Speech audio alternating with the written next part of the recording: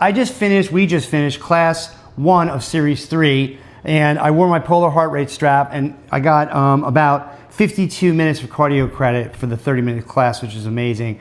I had a bunch of questions I wanted to ask Steph about a couple of things, and hopefully they might help you guys as well. So we're gonna go over them real fast. Let's do it. Okay? Yeah, I'm so curious. I have no idea what he's gonna ask me, so give it a go. So the first thing I wanna ask you is, this is a different twist, guys, we did in this class than the regular twist that goes like this, okay?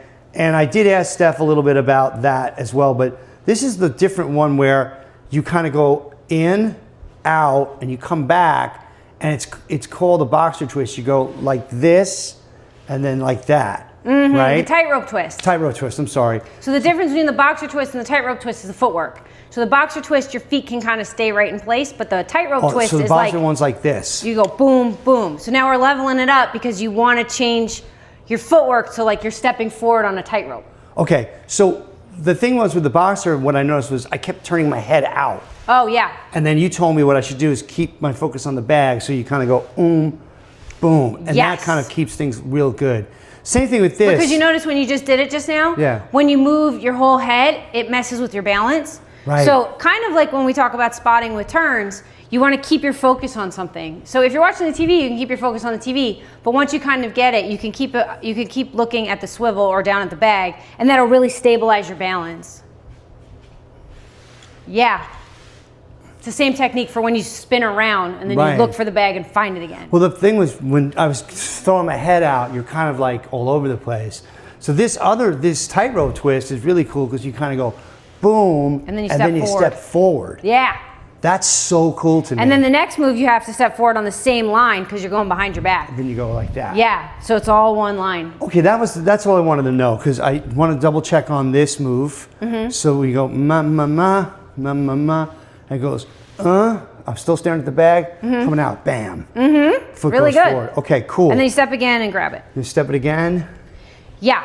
So the other thing I wanted to ask you was, you were doing this move where you kind of come around. It was more, what was the jump? Oh, the turn hop. Yeah. That's here where you go over your head. Right. Okay. And then you go boom, boom. So how are you getting your feet to be perfectly straight? Because when I find myself doing it, I'm going, and I'm kind of not like, I know you're supposed to keep this here and jump back, but when I see you do it, you go, and you're like landing. More center? Like more parallel to your feet. I find myself kind of out here a little bit. Oh, let me see. So, let me see why. So, yeah, like that. Like, how do you get in, like, knowing that? You're just basically trying to keep this foot stable? I don't know. I mean, I'm slightly off of the bag, I guess, a little bit. I think it all depends. Not off the bag, your feet are parallel, is what I'm asking. Because you're set up perfectly to jump back perfectly. Oh. Like, when I find I speed up, I'm like... Oh, you remember how we did it with the 2 hands the other day? And you were, I love it, really helps. Because we did this exact same move with 2 hands. Right. And you were like, if you drive the movement with your hands faster than your body, it helps you pull around. So it's the same thing that's happening with this, right? Okay. Because if you can kind of let this free hand and that handle help you get around fast enough, you'll be able to do the full rotation. Okay, So it's probably that you're just behind. Like you don't have enough energy getting around to get both feet parallel and landed first. Okay. Because, and then you just have to kind of just get it in your body to do it. And drive that elbow in should help you rotate fully before you jump back. All right, let me try it real quick. I'll try to have the clicks in my head. Okay, so I can help you. So you kind of go bum, bum, bum, pivot, stomp. Yeah, so I see what's happening. So you just have to realize that, because we were practicing this at the beginning, right? So this position is where you're headed. So you just have to get physically used to it. Yep, so you got spaghetti arm, just like Patrick Swayze would not be pleased with that free hand. Yep. Better? Better. You just have to know where you're headed and get there. That was better. Right. And then exhale and jump back. Yep.